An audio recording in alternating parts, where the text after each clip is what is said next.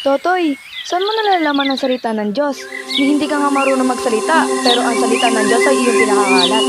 Pagpalain ka nawa.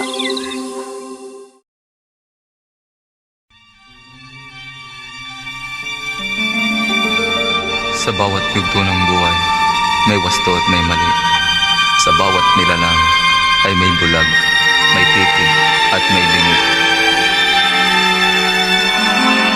Madilim ang iyong paligid, ating gabing walang hanggan.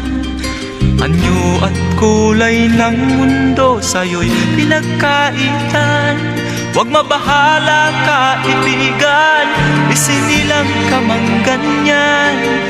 Isang bulag sa kamunduhan, ligtas ka sa tulog na mahal ko.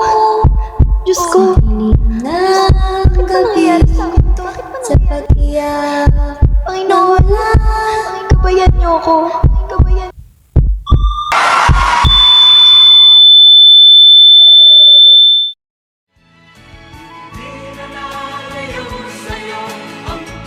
Halina't saksihan natin ang kwento ng isang batang pipi hanggang sa makilala natin ang tinatawag na instrumento at lalaking anak ng Diyos.